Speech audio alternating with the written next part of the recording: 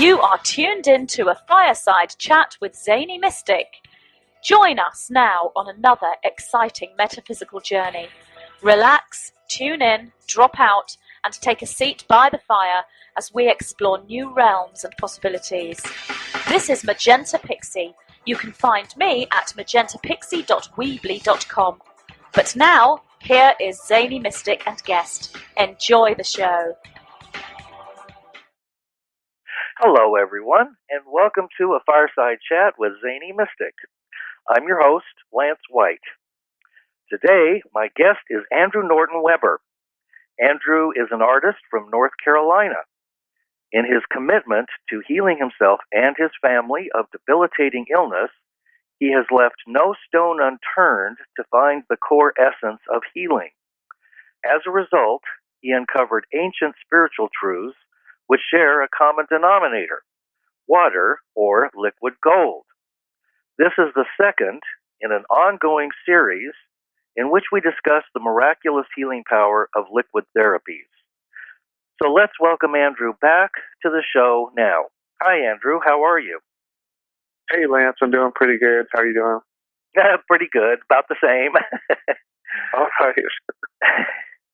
So we just did a show on Saturday, which introduced people to some of your research and findings, which I find quite miraculous and have been doing myself. So what would you like to cover in this show, the second in a series?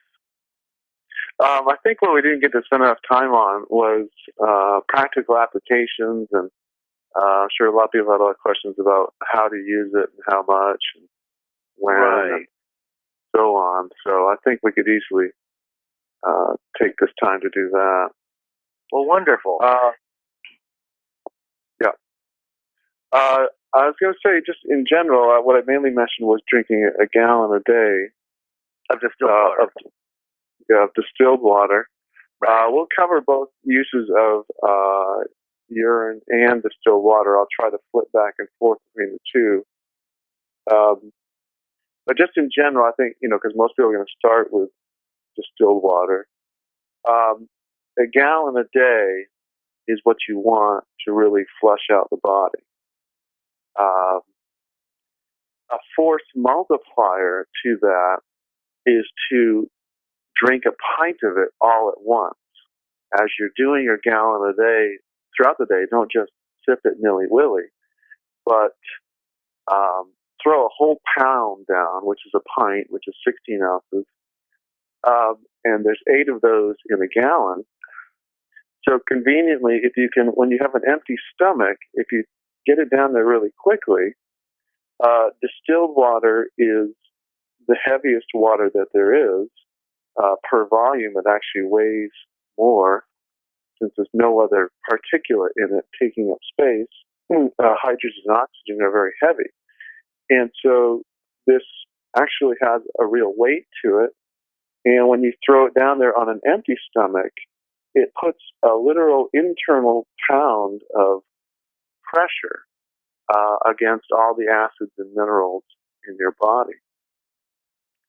And so this one doctor, Dr. Hanish, came up with a way, even if you still want to eat 3 meals a day, to do it right when you wake up, and then just 10, 15 minutes before breakfast, and then halfway in between breakfast and lunch, and then 15 minutes before lunch, halfway in between lunch and dinner, before dinner, and maybe halfway in between bedtime, and then again before bedtime. That's a way to stretch it out and a way to get a whole gallon in. It seems very intimidating to people at first, to the idea of drinking a whole gallon. So another way that we found that makes it easier for people to get through it is to actually do more than just a pint when you first wake up. 2 pints, which would be a quart. That is one thing, but then we're even, some people have done a half a gallon right when they wake up, and that really really gets the day started. And then you've only got half a gallon left for the rest of the day. And some people are having some troubles with sleeping. If you are doing that much water throughout the whole day, and if it's consistent even up till you go to bed, then you wake up a lot, and maybe every 1.5 to 2 hours, you just have to go pee. So it's possible that doing the half gallon right when you wake up, and then the rest of the half gallon during the rest of the middle of the day, might help with the sleep issue, and you won't be so full of water. But then you will have run the whole thing through yourself. It's a volume that you need. Like I said in the earlier one, you need the more molecules you go down through you, the more of them there are to pick up treasures of junk. Yes, and to briefly reiterate, the junk that we're referring to includes about 30 or 40 inorganic minerals and chemicals that are toxic to the body, which the body stores away in its infinite wisdom to do no harm. And that includes the infamous fluoride, which is ironically pulled into the pineal gland. So when we're flushing out with using the distilled water for starters, as your half-gallon challenge suggests, then we're actually pulling out the very things that have been stored in our bodies and our bones and our teeth and our hair, which keep us dumbed down. Is that correct? Yes, very much so. No engine in the world works very well when it's got deposits and corrosion all through it. We definitely don't pour sand in our gas tank when our engine's running.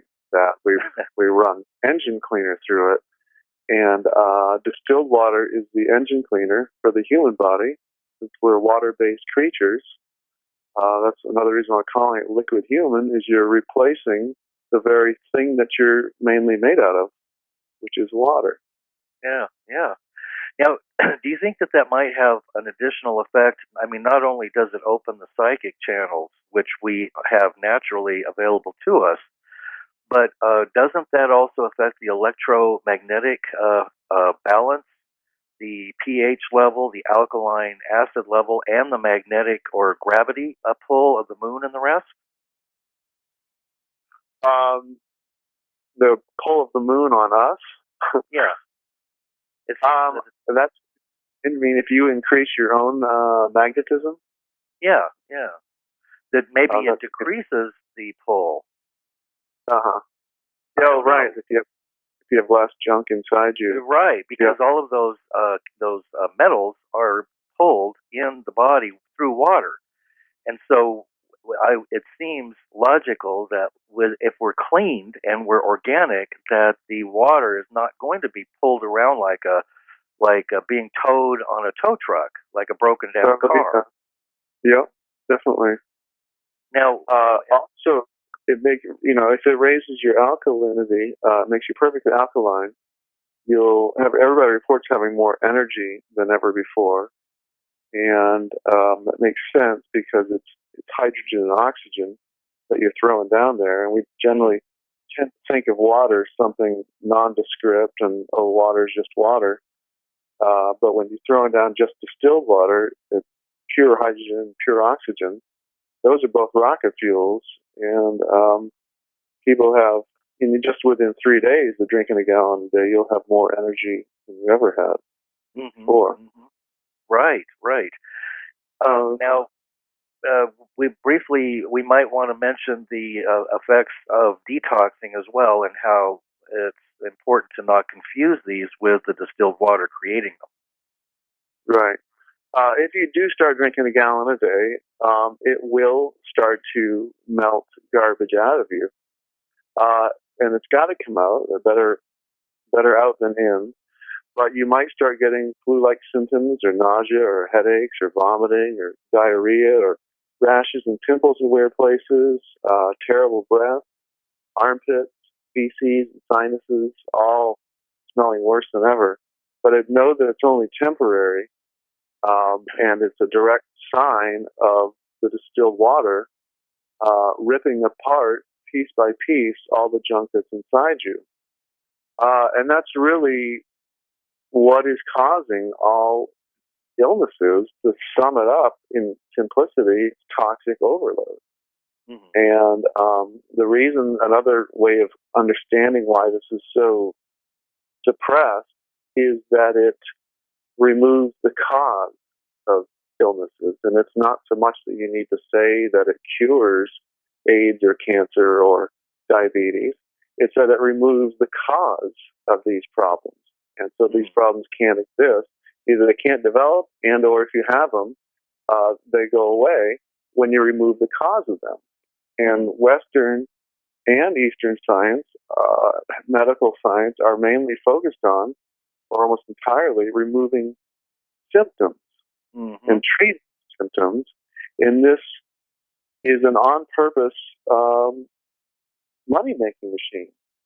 If they do not ever treat the cause of the symptoms, they're guaranteed repeat business. And this water method, I don't care what illness you have, it cannot fail because it's what you're made out of. And the testimonials back that up 100%. My own included. Yeah. And bringing people back from death's door. Let's see, what else? Let's talk a little bit about urine and what people can do to get started on that if they want to. Okay. Probably the most minimal thing you can ever do is if you get a cut, is to just put it on a cut, and that'll gently allow you to see how it'll heal a wound faster than anything you've ever seen. But it also gets you to try it a little bit. The next thing you can do, and to get a great beneficial effect, is to put 10 drops under your tongue every morning for 10 minutes. And forget about it, go tie your shoes or whatever and get dressed. But the two lymph nodes under your tongue produce antibodies, and homeopathic-sized dots of everything that's wrong with you will be in your morning's urine, well, in all of your urine, but your mornings especially, since you've been asleep for 8 hours, your body's been doing repair work, and there's a lot of information in that one. You'll find your pee gets clearer as you go on throughout the day. But if the only thing you did with your urine throughout the day was to put 10 drops on your tongue for 10 minutes, that's like giving yourself a daily auto-vaccination. Because it allows those lymph nodes to study what's wrong with you and to start producing the proper antibodies in response. After that, you can work on, you can smell it, you can slowly take sips of it, and you'll very soon see that it's not nearly as bad as you thought it would be. If you want to cure yourself of anything and everything, if you're in any kind of shape, it's this piece of knowledge is right here in anybody's lap to just start. You can either just start drinking distilled water, or you can just start drinking your own water and over and over again. And if you Google urine therapy or you punch it into Amazon, there's books aplenty out there from people all over the planet testifying that this is real and that it works, and that it works with no side effects aside from detox symptoms, but definitely no side effects like all the other plethora of drugs that are out there. And this is going directly in accordance with Hippocrates, saying only the body can heal the body. So this is about as directly following that statement as you can get. Well, it does seem too that we are literal feedback loops for ourselves. Not only does the world or the universe mirror back to us of what needs to be looked at so that we can make course corrections, we have it within our power to grasp our own power and to cure ourselves and to heal ourselves and to learn more about our body and to empower the body to heal us, because we are spirit wrapped in flesh, and the body has to be working properly in order for the spirit to make its connections, and for the higher self and all of those other aspects of source connection and the psychic abilities to awaken. And so, we see the results of all of these numbing and numbing elements being put into our bodies, in our air through chemtrails and radiation. It's this, we could go on for a long time about all that, but I found it interesting that distilled water cannot carry radiation in it. So, in a time when there are toxic substances in the air and water that we can't escape from, it's really vital to make sure that our bodies are not ingesting any of those substances. Yeah. Yeah. So we have the ability to distill out radiation too. If we happen to come in contact with radioactive particles, you can just start looping your own water. And this really means that all of us, if we had to drop the phone, radios, or our internet and just run for the hills for whatever reason, we all have our own watering system with us.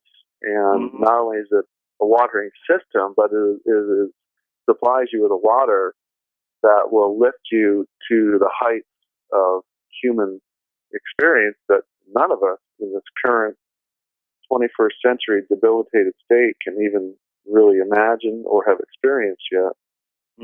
Now, what are some of the results of looping your own water consistently throughout the day? You've done an enormous amount of research, and this goes back before Egyptian times, and the Hindu and Vedic scriptures write about it, and so do the Romans. So, what can you tell us about the results of doing this? The classic way is a fast. So let's say a 20 to 30 day urine fast.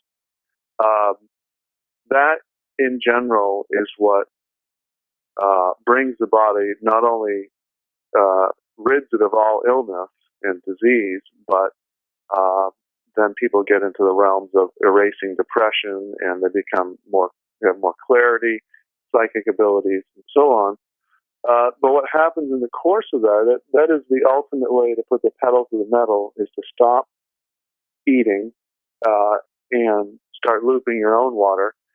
And if you, as we talk about urine therapy testimonials, anybody out there, just know that you can substitute in distilled water into these testimonials and expect almost identical results. Just slow down the time frames a little bit. It seems like in urine therapy, what'll take a month on urine will take 3 to 4 months on distilled water, which is still a miraculous rate compared to, you can't even expect to clear yourself of diabetes or cancer or AIDS in anything Western medicine, let alone 3 to 4 months and be done with it. Right, absolutely. But the ultimate pedal to the metal is to stop eating, and those are the majority of the case studies that I've studied. And what happens is, for one thing, within 3 to 5 days, the urine becomes rainwater clear. Maybe 7 at the most if it's your first time ever and you have a lifetime of toxicity built up. But eventually it does become so clear that you could serve it in a restaurant, and seriously, not only do people not know that it's urine, but they would be telling you it's the best water they've ever had, because it's become distilled so many times. And like we already know, one time through the body, it's more distilled than distilled water, more sterile. So now imagine, 7 days out, when you've drank it 80 times over already, just in that period alone, it becomes, off the charts distilled, let alone once you get into 100 days and 10 months and 10 years.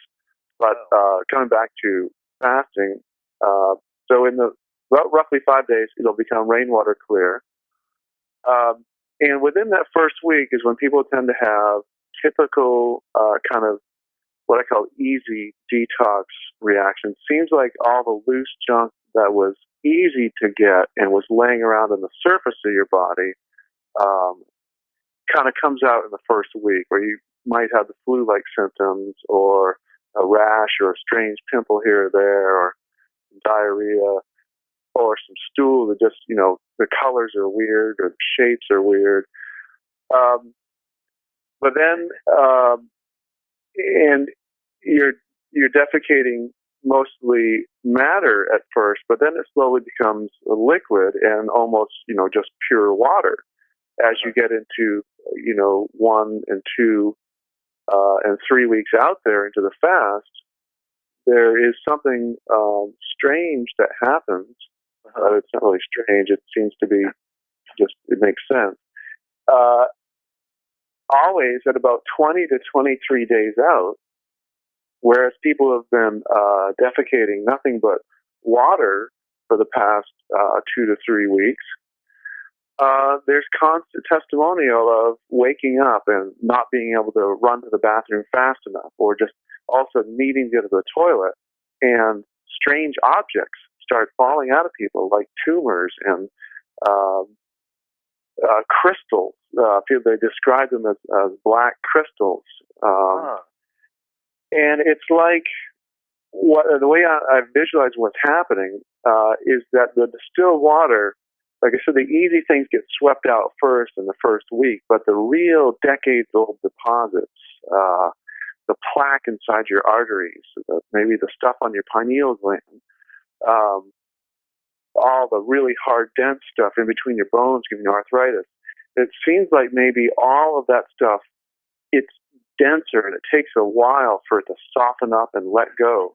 But finally it does, and just consistently, somewhere between 20 and 23 days out, people run to the toilet and objects come out of it. It's the only way I can describe it. Yeah. But that tends to be, one particular guy I know had liver cancer. That happened to him. About 3 weeks out, he was on a pure urine fast, and he defecated a black crystal the size of a baseball. Ooh, and it hurt so much coming out that he passed out and broke his forehead and his nose on the bathtub. His wife came in and woke him up, and he said when he woke up, he felt like his body was being lifted by angels. Wow. Or he was full of elation. And he said that was just the beginning of it. After that, for the next couple of days, all these other kind of black, smaller crystals came out of him. So there is this really does a serious, deep cleanse. And there is no stone that will be left unturned by distilled water. Yeah. But all these decades-old deposits they actually, turn into rock-hard stone. And that's what gout is, and just on and on. Everything that's just binding people up. This water is all that, and it can be urine or it can be distilled water. It's up to you. It's just that urine is the fastest, and there's no water that can compete with that. But distilled water it's 1,000 times more powerful than any other water on the stores. So maybe urine's another 1,000 times more powerful than that. But either way, we're talking about some abilities that we all have to access for our health right now without any more terrible money going out your pocket or symptoms from all these toxic pills. You just need to go to the water.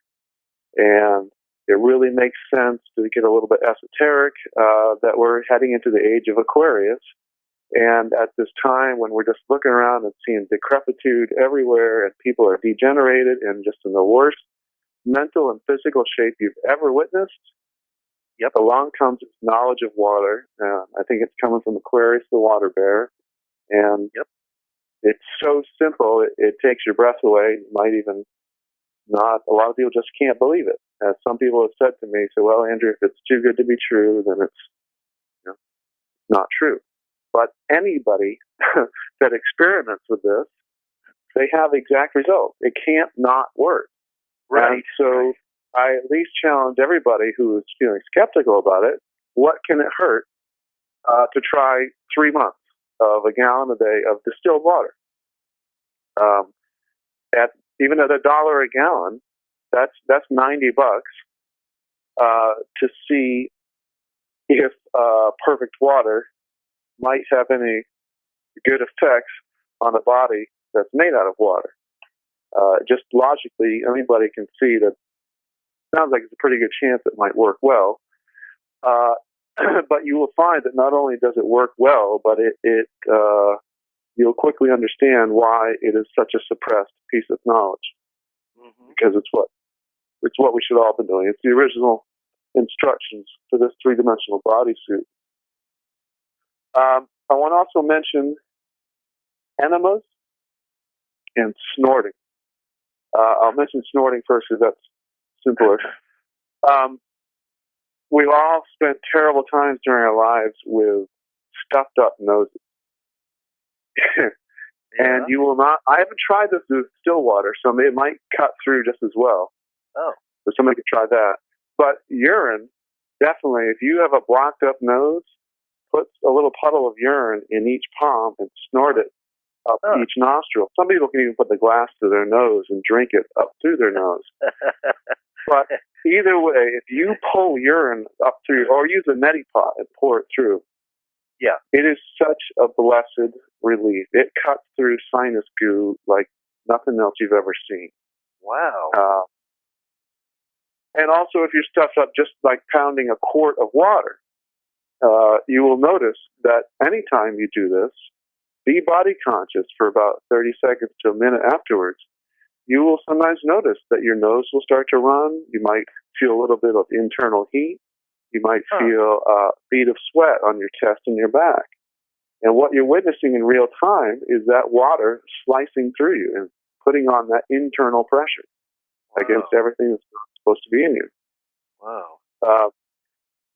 So snorting is a fantastic way to clear your nose, especially if you feel a cold coming on. That's another great time to immediately start snort some.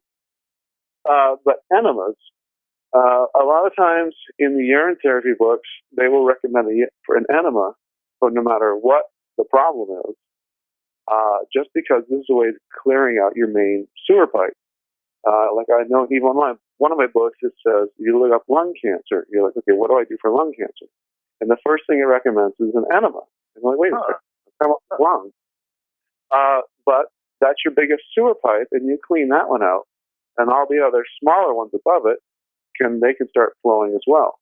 Oh. And so I can't stress enough the importance, especially for anybody who has got serious illness going on right now and is close to dying or thinks they have an incurable disease.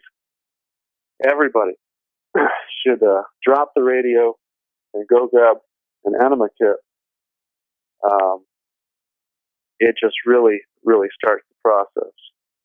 And a lot of times you will find in the toilet afterwards black circular chunks or semicircular chunks.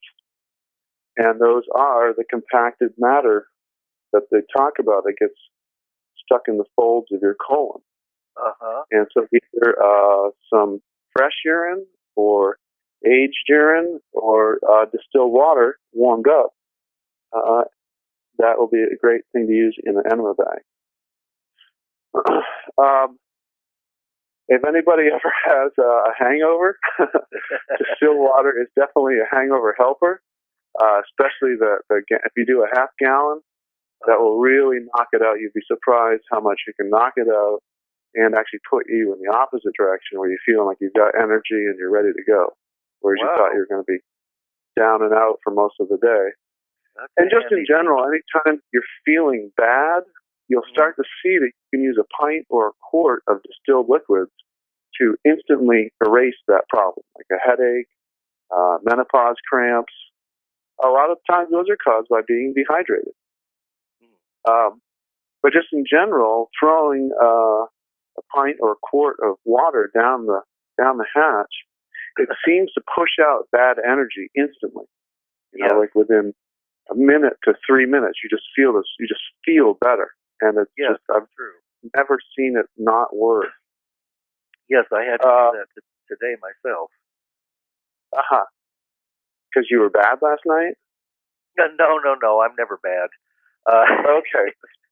No, I don't drink, but or do drugs, and I don't do pharmaceuticals either at the present moment. But no, I just wasn't feeling. I was feeling kind of punk and tired, and my body was achy. And I thought, well, what's going on? I'm drinking distilled water. I'm trying to recycle as much of my own as I can when it tastes good. I don't drink it when it doesn't taste good. But I pounded down a few glasses of distilled water, and I started to get so much energy before the show that I was actually a nervous wreck. I thought, now, gee, where are my Valiums? I need I need an Ativan, and I won't take those because I will not ingest pharmaceuticals, which feed the pharmaceutical industry and destroy my body and get stored and so on. But they do get washed out pretty quickly. That's a good one. That's something that anybody can try just to experiment to see if we're making this all up or not. If they're feeling bad, to pound a quart of this still water. Oh yeah, absolutely. I want to hand out this life-saving, beautiful piece of knowledge that we all should have known our whole lives.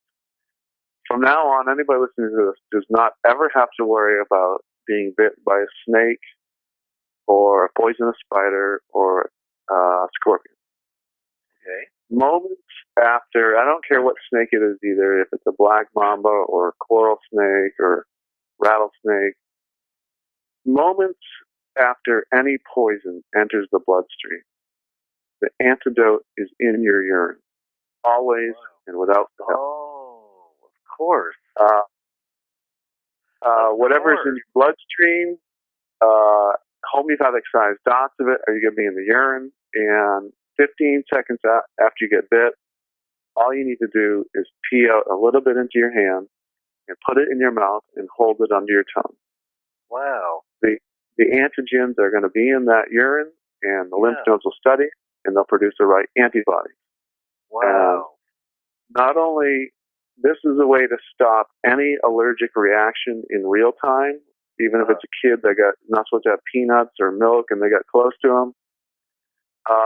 Not only will their urine stop the reaction in real time, and for that matter, because of the universe is a hologram, anybody's urine will actually have the information to stop the kid or the person from having an allergic reaction if it's somebody that you can't get some urine from.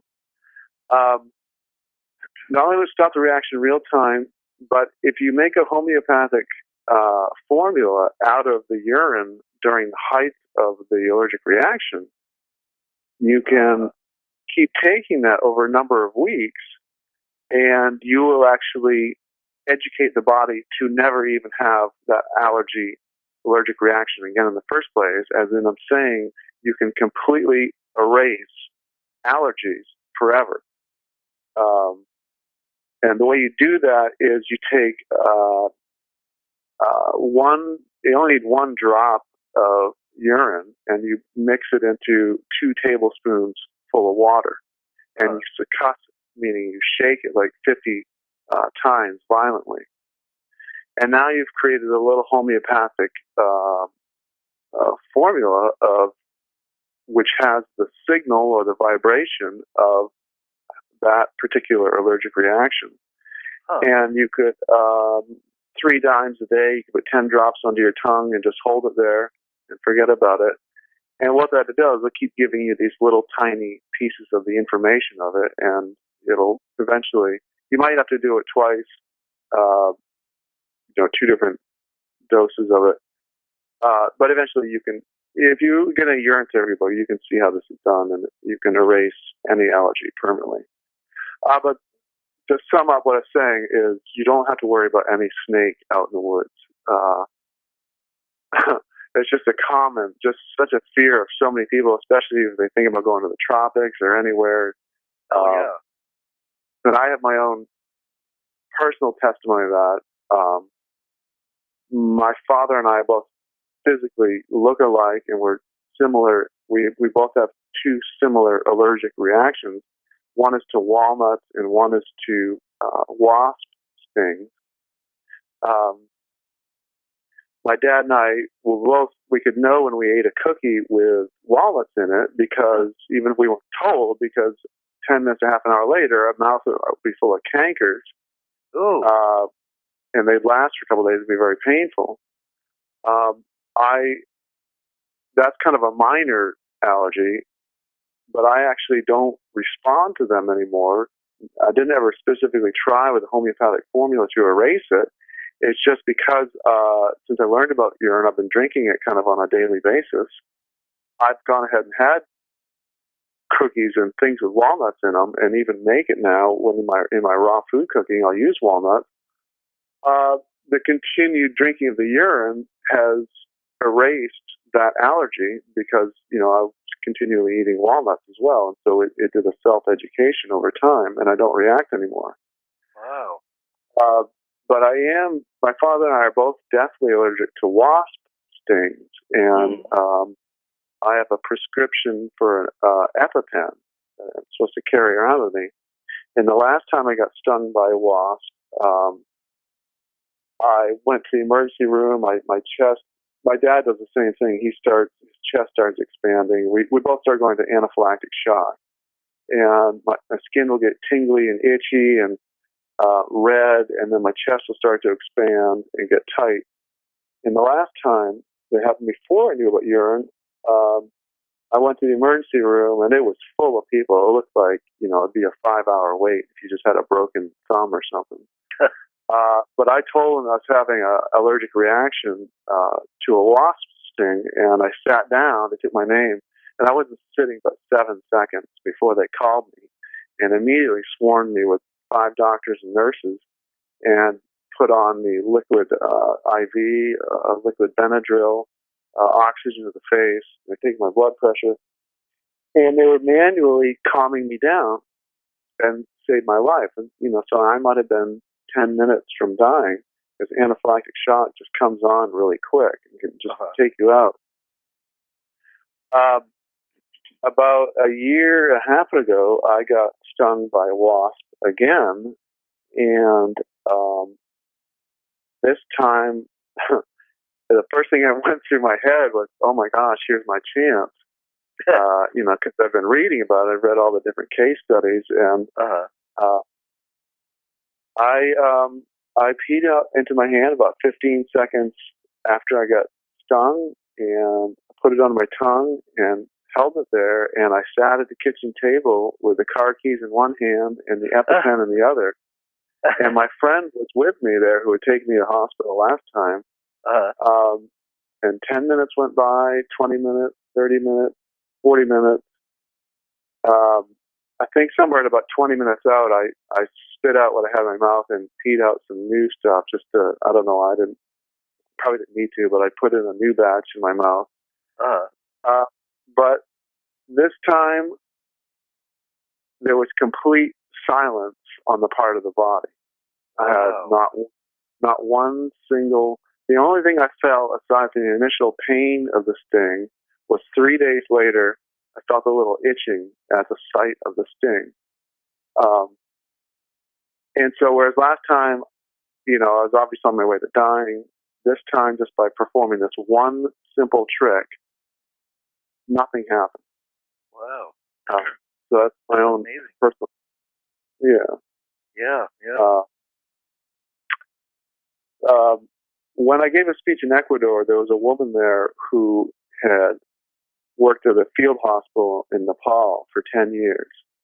And she had under her belt 10,000 case studies of urine therapy, because that's all that they used at this field hospital. And she said they treated everything. One thing I want people to know about is this is excellent beyond belief for burns. And I wish burn wards would apply this knowledge, because urine will heal any burn with no stinging and with no scarring. And that's an impossibility according to Western science. And they treat people with much pain, and they put them on massive amounts of painkillers. And Japanese and Chinese families that still know about this ancient knowledge, they on average keep on hand 30 to 40 gallons of aged urine for emergencies. Or, for instance, if a little boy pulls a pot of boiling water off the stove and burns his whole body, you they wrap him in bandages and soak him in aged urine. And, this is what babies grow in. This is what we all grew in. And like I said, it's liquid human tissue. Mm-hmm. It will heal burn wounds with no scarring left over. This woman that worked at the hospital in Nepal, she said one of the cases was a child came in who had been near an explosion, and the hand of the child was burnt so badly, the finger, it was charred black and it was burnt down to the bone. And they wrapped the kid's finger in bandages and soaked it with urine. And I think it was about a week later, I'm not quite sure, but when they took the bandages off, there was a brand new, all pure white finger. Wow. And it's hard to believe, but when you start reading, if you start collecting urine therapy books, what will immediately drop your jaw all the time is the speed at which urine heals things. Mm-hmm. It's unbelievable, and with no side effects, and it eliminates pain at the same time. The ammonia takes the sting out of the burns. I also know you can use it for sunburns. I'm a very white-skinned person with Irish skin, and I live in South Carolina now. And a couple summers ago, I just started laying out in the sun once I learned that sunscreen was the main cause of the skin cancer epidemic. For one, I stopped using it, but then I also learned about urine, and I went from completely white to very brown tan by using urine. I would lay out in the sun with no sunscreen on, and even if I did get red for the rest of that night, whenever you start to feel that sting come on from a sunburn, just put a new fresh coat of urine on it, and it'll immediately take the sting away. But more importantly, it hydrates, which is the real cause of pain and problems with burns, is the skin has been dried out, and it keeps wanting to remain dry because of the damage from the burn. But urine is a moisturizer. And the urea allows each skin to hold its maximum amount of water, and at the same time, you're handing it the most perfect water in the world. So it's a double whammy of a win-win for the skin when you put on fresh urine. And I went completely from white to a beautiful tan with zero sunscreen and just completely laying out full on in the sun from the hottest, worst hours. And it just, it allows for a wonderful transition. So for anybody that's got any burns out there, serious burns as well, even if the wound is old and you have a scar, you could say at night, you could start sleeping at night with a bandage soaked with urine on it. Now, and I guess beauty or people who are into models, for instance, use this, don't they, for winning their contests? Yeah, that's one of their biggest secrets. And I could say that you could tell by the ones that are, in their 70s, like, isn't Lauren Bacall or there's some models, Sophia Loren, they just look amazing no matter what age. Yeah. And I would say that those are the ones you could tell that they absolutely know about the secret. They put fresh urine on their face before they go to bed at night, let it air dry, and then wash it off in the morning. And the usage on the body, I should say that for anybody that's looking to kick a serious illness out, the most basic instructions, even from the 6,000-year-old Egyptian document, is to drink it and bathe with it once a day. Pretty much drink all of it. And once a day, take a full glass of it and give your body a full coating of it, like you're basting a turkey, and let it air dry before you rinse off. And try not to rinse off with soap, because that's actually counterproductive to healthy skin. Just do a water rinse. And no, urine will also clean the body. So you can use it both as a soap and as, it makes it'll heal your skin. But if you have to go out into the business world, generally using fresh urine will not have any stink to it. But if it did, or that you're afraid of it, obviously you can use some natural perfumes.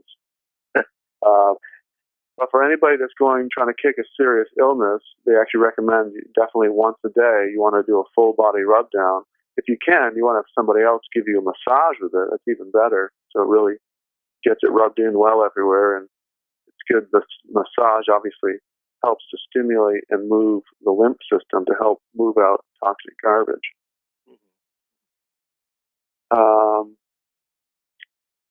What else? What about the positive, let's say, metaphysical or spiritual effects that might be related to what the Egyptians refer to as the 360-degree senses, which relate to the pineal gland being the master gland, which you pointed out in one of the shows is a crystalline substance, and that the fluoride that is in tap water and in many toothpaste and the rest of it literally shreds our DNA. Can you talk about that for a little bit? Sure. I basically think that water will bring us to the next plateau, pure water, of where we can know and do anything that we all individually want to do. It's not that you have to do this to become part of a water cult. It's that water, this gives you a vehicle, mainly a perfectly functioning body, to do whatever it is that you want to do. And this includes all psychic powers that you've ever heard of. This is the vehicle to opening those up, and also to putting you, once you have the sight, whatever it is that you personally want to know. And, people sit around, they discuss things, you can't know that, you don't have any proof of that. This knowledge, this opening up of your entire real glandular system gets you to a point where you don't have to wonder and discuss things anymore. You can actually go find out answers for yourself rather than just sitting around at a table for years on end. When you only have the five senses, you can't really know anything besides what you can do with physical, scientific lab equipment. Right. That kind of ties into the recent release of the esoteric information on alchemy, which was brought to my attention recently, that came out from Anonymous, who is using beakers and alchemical methods to distill and condense the urine. I was surprised to find that this document talks about certain beakers and things, and that you have to boil it down, and it takes about 18 months to do this. It's kind of interesting that urine is the substance that the alchemists have been using, and that this is part of the hidden information that we have been exposed to. It seems like what you're saying is that we don't have to wait 18 months, and that the alchemical processing occurs within the body, not within beakers made of glass that are outside of ourselves. Am I understanding this properly? Yeah, I think the Book of Aquarius by Anonymous, and I don't think this is the same Anonymous that's doing protests throughout the country, but it's definitely, I think it's an anonymous person because it's a ruse to take people off course. This person has done a gift to us. If you know how to read through the deceit, they've handed us all the best alchemical texts that prove that the method to attaining a philosopher's stone is urine therapy. And of course, this book tries to steer you off course by saying you need to use urine and to evaporate it over and over again, so that over time, over 18 months, you will actually create, in a lab equipment setting, an actual stone or a powder that is the Philosopher's Stone. And once you have this powder in hand, then you're all powerful and you can perform magic tricks and you can turn lead into gold and on and on and on. Yeah. But what's obvious, if you understand urine therapy and how you see that it actually turns cancer-ridden, depressed people into healthy, shining, optimistic people, you know that this is the lead turning into gold that they're actually talking about. Mm-hmm. And all the lab equipment, they keep talking about having it adjust the right temperature. It's obvious that it's a ruse, that they're actually talking about the human body when they talk about this. So I hope for whoever out there has the Book of Aquarius, gently, I hope you know that it's a joke designed to steer you off course and to make you feel that you are powerless until you make the stone. You actually already in this moment have the power, and it's your urine that you're supposed to be circling through your body, and to be faithful to truth, it's really the water that does it, because it's water that life force is actually inseparable from. Yep. And so you could be running distilled water through your body too. Right. But the real Philosopher's Stone is the crystal throne, the crystal pine cone in the center of your head. That is the Philosopher's Stone. It makes sense. That's a philosopher is a thinker, and that's your center of thinking right there. And it's covered with crystals, which are stones. It's not supposed to be a calcified philosopher's fluoridated stone. It's supposed to be a crystal-covered Philosopher's Stone. And the way to unleash its power after decades of being calcified is to keep running distilled liquids through the body, not through lab equipment. So unfortunately, this joke is out there, steer people off course, but hopefully those that are actually seeking the knowledge will hear this and it'll ring true to them. Yes, and it rang true to me, and I think we each have our own inner truthometer, and that is our greatest gift, that we can intuit, even being dumbed down as we are, we can intuit for ourselves the truth.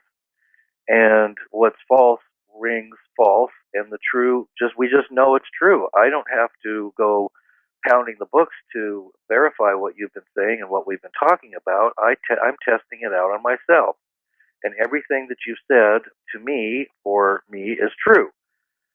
So, plus I'm making other discoveries along the way, which we haven't talked about yet, and which I hope to be able to write about, and that we'll be able to talk about in future shows.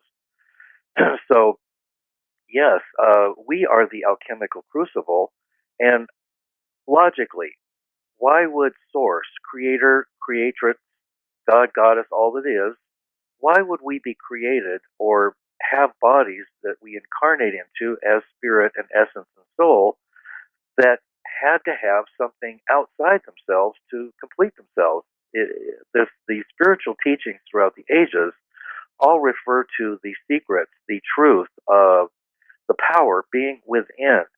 I have yet to find a spiritual master that I have respect for who has walked their talk say that you must seek without.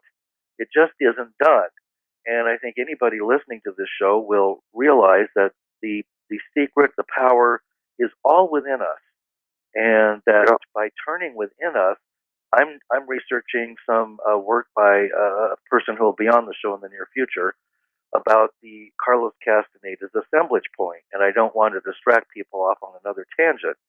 But again, this has to do with moving the assemblage point. And I believe that distilled water and urine therapy are some of the methods that we can use, maybe some of the most empowering tools at our disposal that are almost free.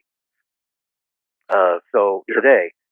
So I'm finding that for myself, and I'm just will be forever grateful that you are bringing this information to us in a way that we can digest and understand, and have more come to us in terms of the healing and the miraculous things that we haven't even really begun to cover yet. So, I have to thank you and Christy McMahon for those original shows that you did to get with her, because they're revolutionary, and you have YouTube videos, I believe she did, or that are posted on YouTube that can be Googled as well. Yeah.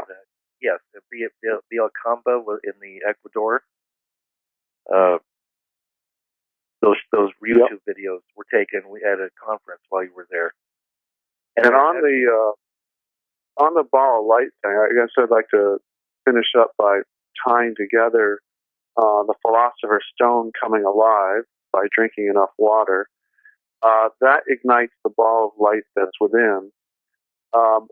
I want to argue for people here that we are all gods, and the basis of whenever you've seen a god in your life, in stories, be it Zeus or God or Thor or whatever, it's always this entity that doesn't need anybody. The main premise is it's an all-powerful creature that doesn't need anything from anybody, and it's immortal and infinite. It's just always powerful, right? And that's what you are, because the main tenet I think that you see for life is you need water and light. And what we're revealing here is that we have our own internal water system. You have infinite water. You can loop and loop and loop. And you turn on the light inside your head, and now you have light. And when you close your eyes and meditate and look at your own inner light, which we call inner sun gazing, you have the ability, the physical structure of your body that is you is looking at the ball of light that is your soul. And you are actually recycling your own light. You're looping your light over and over and over again when you look at your own internal light. And so now we have a creature that has both water and light sources, completely self-sustaining and self-sufficient in your own sources. And that, to me, just spells a god. That makes you all-powerful. You have both of your own. You've got fire and water within. If that doesn't spell a complete creature, I don't know what does. And if we aren't entering into the golden age now, then the universe will be a little late after 6.4 billion years and counting, with all these various cycles coming to an end. So it isn't called the golden age for no reason at all. And I am in complete agreement with you, and I am pushing myself as my own personal experiment on this biology and physiology to validate and discover these new realms that we're talking about now. So we're just about at the end of the hour, and I want to thank you for returning to do this second show. We will be doing a third show in the near future. And is there a way that people can find out more from you or about you that you would like to share with the listeners today? They can see my artwork at andrewnortonweber.com. Weber's got 2 B's in it. If they want to get a hold of me, my email is contact@andrewnortonweber.com. Like we said before, we have a site called AquariusTheWaterBearer.com, which is being built and is very close to being launched, and we're just getting our hosting online. But the purpose of that site is I want to accumulate all collected water knowledge to be there. We want all the urine therapy case studies, all the different doctors' quotes on distilled water. That's what we're going to try to have all water knowledge kept, so everybody knows. Fantastic. Well, I personally know several people, friends, that are doing this now, what we talked about, and they're having absolutely miraculous results. So there will be more information as we move along through this dense world that we live in, and this is a wonderful golden ray of hope. Andrew, do it again, and thank you to everybody for listening, now and in the future, and in the past, and we'll talk soon. Okay? Thank you, Lance. Thank you, Andrew. Okay. Bye-bye, everyone.